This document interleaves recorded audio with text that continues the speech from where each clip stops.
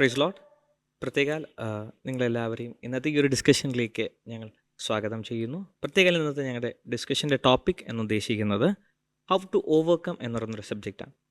നാം ഈ കാലഘട്ടത്തിൽ നോക്കുമ്പോൾ നമ്മുടെ പല തലമുറകളും പല യങ്സ്റ്റേഴ്സും പലവിധമായ പ്രശ്നങ്ങളിൽ കൂടി കടന്നു പോകുന്നതായി നമുക്ക് കാണാൻ കഴിയും. നമ്മുടെ ഇന്നത്തെ സാമൂഹിക മേഖലകളായാലും അവരുടെ ജീവിതങ്ങളായാലും. പക്ഷേ ഇന്ന് നാം ചിന്തിക്കാൻ പോകുന്നത് അവർ നേരിടുന്ന ആ പ്രശ്നങ്ങളെ അവർക്ക് എങ്ങനെ ഓവർകം ചെയ്യാം എന്നുള്ളൊരു ടോപ്പിക്കാണ്. അതാണ് ഞങ്ങളൊരു സീരീസ് ഓഫ് ഡിസ്കഷനായിട്ട് ഹൗ ടു ഓവർകം എന്ന് ചെയ്യാൻ ആഗ്രഹിക്കുന്നത്.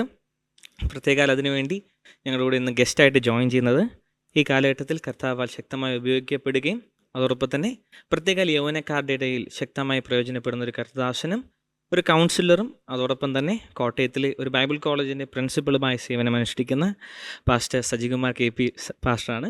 പ്രത്യേക പാസ്റ്ററിനെ ഞങ്ങളോടൊപ്പം ജോയിൻ ചെയ്യുന്നതിൽ സ്വാഗതം ചെയ്യുന്നു. സോ പാസ്റ്റർ, നമ്മളിന്ന് ഞാൻ ഇൻട്രൊഡ്യൂഷനിൽ പറഞ്ഞതുപോലെ തന്നെ നമ്മുടെ ഇന്നത്തെ യങ്സ്റ്റേഴ്സ് വളരെ ഒരു ഡിഫറെൻ്റ് ആയിട്ട് കഴിഞ്ഞൊരു ജനറേഷനെക്കാളും ഒരു ഡിഫറെൻറ്റ് സെറ്റ്സ് ഓഫ് പ്രോബ്ലംസിൽ കൂടിയാണ് കടന്നു പോകുന്നത്.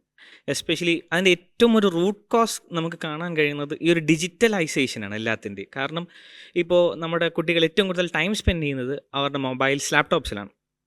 അപ്പോൾ നമ്മളൊന്ന് ശ്രദ്ധിക്കുമ്പോൾ ഇന്നത്തെ from education system to banking, financial transaction എല്ലാം, ഈവൻ ഫുഡ് ഓർഡറിങ് പോലും നമ്മൾ ഒരു മൊബൈലിലേക്ക് ഡിപ്പെൻഡൻ്റായി വരുന്നൊരു ടൈമാണ്. അപ്പോൾ ഇങ്ങനത്തെ ഒരു ടൈമിൽ നമുക്ക് നമ്മുടെ കുട്ടികളെയൊക്കെ ഇങ്ങനെ മൊബൈൽ ഫോൺസ് ഓവർ യൂസ് ചെയ്യുന്നതിനെ ഒരുപാടായിട്ട് നമുക്ക് എന്ത് ചെയ്യാൻ പറ്റത്തില്ല, അവരെയും കുറ്റം പറയാൻ പറ്റത്തില്ല. കാരണം everything is dependent on that. പക്ഷേ അതോടൊപ്പം തന്നെ ഒരുപാട് ഈ ഫോൺ യൂസ് ചെയ്യുന്നതുകൊണ്ട് ഹെൽത്ത് ഇഷ്യൂസും അതിൻ്റെ അപ്പുറത്തുള്ള സൈക്കോളജിക്കൽ പ്രശ്നങ്ങൾ. കാരണം കുട്ടികളൊക്കെ ഇപ്പോൾ വളരെ ഇൻട്രോവേർട്ടഡ് ആയിട്ടും ഒറ്റയ്ക്കൊക്കെ നിൽക്കുന്ന ഒരു ടൈമാണ്. അപ്പം അങ്ങനെ ഉണ്ടാകുന്നൊരു രീതിയിലേക്ക് വരുമ്പോൾ ഈ ഒരു കാലഘട്ടത്തിൽ ആസ് എ കൗൺസിലറും കൂടെ പാസ്റ്ററിൻ്റെ അനുഭവത്തിൽ പറയാൻ പറ്റും എങ്ങനെയാണ് ഒരു കുട്ടിക്ക് ഒരു healthy digital life style keep ചെയ്യാൻ പറ്റുന്നത്?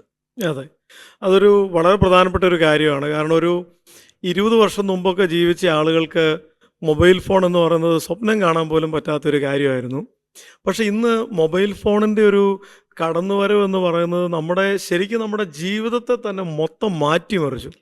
അത് ചെറുപ്പക്കാരെയും പ്രായമുള്ളവരെയും എല്ലാം ഒരുപോലെ, എന്തിനേറെ ഒരു 60 വയസ്സിന് മേളിലുള്ളവർ വരെ ഇന്ന് നന്നായിട്ട് ഫോൺ ഉപയോഗിക്കുന്ന ഒരു കാലഘട്ടമാണ്. പക്ഷേ നമ്മുടെ ഒരു കൺസേൺ, ഇപ്പോൾ ആദ്യം സാം പറഞ്ഞ പോലെ, ഇത് ഏറ്റവും അധികം ബാധിക്കുന്നത് കുഞ്ഞുങ്ങളെയാണെന്ന് പറയാനുള്ള കാരണം ഈ കുഞ്ഞുങ്ങൾ 18 വയസ്സിൽ താഴെയുള്ളവർ പ്രത്യേകിച്ച് അവർക്ക് ശരിക്കും ഫോർമേഷൻ നടന്നുകൊണ്ടിരിക്കുക.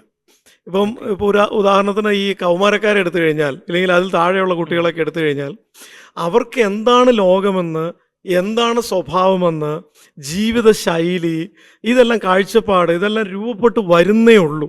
പലതും 2 തവണ ചിന്തിക്കാനുള്ള കപ്പാസിറ്റി അവർക്കില്ല. അപ്പം ശരിക്കും അവർക്ക് കിട്ടുന്ന ഇൻപുട്ട് എന്താണ് എന്നനുസരിച്ചാണ് അവരുടെ ഭാവി മുഴുവനും ഡിസൈൻഡ് ആകാൻ പോകുന്നത്. പക്ഷെ അപ്പം നമ്മൾ പാസ്റ്റർ പറഞ്ഞ പോലെ തന്നെ അപ്പം നമ്മൾ ഈ കൊച്ചു കുട്ടികളെയൊക്കെ പാരൻസ് ഒക്കെ ചെറിയ പ്രായത്തിൽ ഈ ഫുഡ് കഴിക്കാനും മറ്റേ കാര്യത്തിനൊക്കെ ഈ കാർട്ടൂൺസ് പോലുള്ള കാര്യങ്ങളിലേക്ക് അതും കൊണ്ടുപോകുന്നത്, അപ്പം അതെത്രത്തോളം ഡേഞ്ചറസ് ആണെന്നുള്ളൊരു കാര്യവും ചില പാരൻസ് പറയാറുണ്ട്, എന്ത് ചെയ്താൽ ഈ കൊച്ചു അടങ്ങിയിരിക്കത്തില്ല, ഒരു രക്ഷയില്ല. ഇപ്പോൾ എനിക്ക് തന്നെ ഒരു എക്സ്പീരിയൻസ് ഉണ്ടായി. കഴിഞ്ഞ ദിവസം ഒരു ഫ്ലൈറ്റിൽ യാത്ര ചെയ്യാണ്. അപ്പോൾ തൊട്ടിപ്പുറത്തൊരു ചെറുപ്പക്കാരിയുണ്ട്, കുഞ്ഞുണ്ട്. പുള്ളിക്കാരത്തി പഠിച്ച പണി 18 നോക്കിയിട്ട് ഈ കൊച്ച് സമാധാനിക്കത്തില്ല. അപ്പോൾ ഇപ്പുറത്തെ സീറ്റിൽ അപ്പുറത്തെ സീറ്റിലുള്ള ബാക്കി സിസ്റ്റേഴ്സ്, ഒരമ്മയുണ്ടായിരുന്നു, ഇവരെല്ലാം നോക്കി രക്ഷയില്ല. അവസാനം ഇപ്പുറത്തിരുന്നയാൾ മൊബൈൽ ഫോണിൽ ഒരു കാർട്ടൂൺ വെച്ചു. കൊച്ച് സൈലൻ്റായി. അപ്പം അമ്മയ്ക്ക് പറ്റാത്തത്, അയൽവാസികൾക്ക് പറ്റാത്തത്, മുത്തശ്ശിക്ക് പറ്റാത്തത് മൊബൈൽ ഫോണിന് പറ്റുമെന്നുള്ളതാണ്. കാരണം അതുപോലെ ക്യാച്ചിങ് ആണ് ഈ ഡിജിറ്റൽ വേൾഡ്. പ്രത്യേകിച്ച് ഈ കാർട്ടൂണിലെ, ഒരുപക്ഷെ കുഞ്ഞുങ്ങൾക്കുള്ള കാർട്ടൂണിലെ ആ കളറ്, സൗണ്ട്, അതിൻ്റെ റൈംസ് ഒക്കെ ഭയങ്കരമായിട്ട് അവരുടെ ആ ഏജിന് അപ്പീലിംഗ് ആയിട്ട്. പക്ഷെ ഡേഞ്ചർ എന്താന്ന് വെച്ചാൽ, ഇതിലേക്കൊരു അഡിക്ഷൻ വന്നു കഴിയുമ്പം പിന്നെ ഈ ഭക്ഷണം കഴിക്കാൻ നേരത്ത് കൊച്ചിന് മൊബൈൽ ഫോൺ കാണിച്ച് ഭക്ഷണം കൊടുത്ത് കുറേ കഴിയുമ്പോൾ മൊബൈൽ ഫോൺ ഇല്ലാതെ കൊച്ച് കഴിക്കില്ല. അത് ഇച്ചിരി മുതിർന്ന പിള്ളേർ ഉൾപ്പെടെ TV കണ്ട് ഭക്ഷണം കഴിച്ച് TV ഒരു ദിവസം കറണ്ട് ഇല്ലെങ്കിൽ ഭക്ഷണം കഴിക്കാൻ വലിയ പാടാണ്. അതിലേക്ക് അങ്ങ് ഡിപ്പെൻഡഡ് ആയിപ്പോയി. പിന്നെ ഈ കാർട്ടൂണിൽ തന്നെയുള്ള 1-2 ഇഷ്യൂസ് ഞാൻ പറയാം. ഒന്ന്, ഇപ്പോൾ ഏത് കാർട്ടൂൺ എടുത്താലും ആ കാർട്ടൂണുകളിലെല്ലാം വയലൻസ് കാണും, വയലൻസ്. അപ്പം നമ്മൾ നമ്മുടെ കുട്ടികളെ, വാസ്തവത്തിൽ മക്കളെ, ഹീറോയിസം എന്ന് പറയുന്നത് വയലൻസ് അല്ല. ഒരു വ്യക്തിക്ക് മറ്റൊരു വ്യക്തിയുമായിട്ട് പ്രശ്നമുണ്ടെങ്കിൽ അത് ചർച്ചയിലൂടെ പരിഹരിക്കണം, ക്ഷമിക്കണം, ഉം. പോട്ടെ എന്ന് വിചാരിക്കണം. ഇതൊക്കെയാണ് നമ്മുടെ കൾച്ചറിൻ്റെ മൂല്യങ്ങളായിട്ട് നമ്മൾ മനസ്സിലാക്കുകയും പഠിപ്പിക്കുകയും ചെയ്യുന്നത്. പക്ഷെ കാർട്ടൂൺ പഠിപ്പിക്കുന്ന അങ്ങനെയല്ല.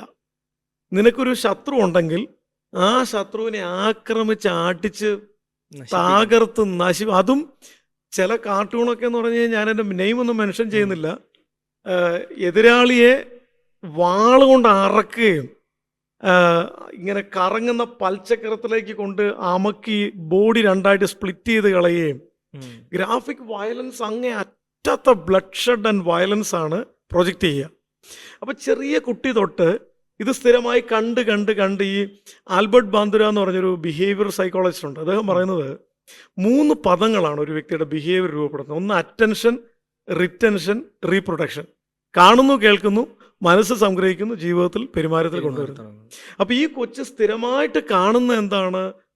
ജീവിതത്തിൻ്റെ ഹീറോയിസം.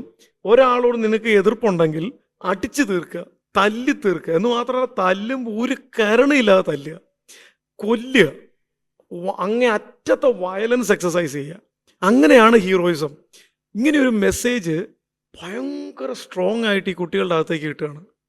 അതിൻ്റെ മറുവശമാണ് നമ്മുടെ ചില ഗെയിംസ്. ഇപ്പോൾ പബ്ജി ആണെങ്കിലും, ഫ്രീ ഫയർ ആണെങ്കിലും, അതേപോലെ കോൾ ഓഫ് ഡ്യൂട്ടി ആണെങ്കിലും, ഏതാണെങ്കിലും ഈ നമ്മുടെ അസോൾട്ട് ഗെയിംസ്, യെസ്, ഇത് മൊത്തം ചിത്രീകരിക്കുന്നത് വയലൻസ്. വയലൻസ്. അതാണ് the means to achieve a goal. അതുകൊണ്ട് എന്ത് പറ്റി? ഈ കുട്ടികൾ ഇന്നത്തെ തലമുറ എടുത്ത് നോക്കി, മെയിൻ കൺസേൺ ഇതാണ്. പാരൻസിന് കൺസേൺ ആണ്, ടീച്ചേഴ്സിന് കൺസേൺ ആണ്, സമൂഹത്തിൽ കൺസേൺ ആണ്. ഈ ഇടയ്ക്ക് നമ്മൾ കേട്ടില്ല, 10ാം ക്ലാസ്സിൽ പഠിക്കുന്ന പിള്ളേർ ഒരുത്തനെ തല്ലിക്കൊന്നു. Yeah. ഇപ്പം എൻ്റെ അടുത്ത് തന്നെ കൗൺസിലിങ്ങിന് വരുന്ന പല കേസുകളിൽ, ഈ ഇടയ്ക്ക് വന്ന ഒരു കേസിൽ 10ാം ക്ലാസ്സിൽ പഠിക്കുന്ന പിള്ളേർ 9ാം ക്ലാസ്സിൽ ഒരുത്തന് ചെറിയൊരു കാര്യത്തിൽ, ഒരു പെങ്കൊച്ചിനോട് മിണ്ടി എന്നുള്ള കാര്യത്തിനാണ്, ഒരുത്തന് കണ്ണ് വെച്ചിരുന്ന പെങ്കൊച്ചിനോട് മറ്റവൻ ഫ്രണ്ടായി എന്നുള്ള കുറ്റമേ ഉള്ളൂ. അവനെ വളഞ്ഞിട്ട് ആക്രമിച്ച് തല്ലി അവൻ 3 മാസത്തോളം ഹോസ്പിറ്റലിൽ കിടക്കേണ്ട വന്നു. അപ്പോൾ പിന്നെ എന്ത് പറ്റി? അവൻ്റെ അകത്ത് ഇനി മറ്റവനെ കൊല്ലണം. പക്ഷേ ഒരു മീറ്റിങ്ങിൽ വെച്ച് അവൻ്റെ അകത്ത് ദൈവം സംസാരിച്ച് അങ്ങനെ കൗൺസിലിങ്ങിന് വന്നതാണ്. അപ്പോൾ അങ്ങനെ ഒരു ഡേഞ്ചർ ഇതിനകത്തുണ്ട്, ഈ കാണുന്ന കാർട്ടൂണുകളിലൊക്കെ.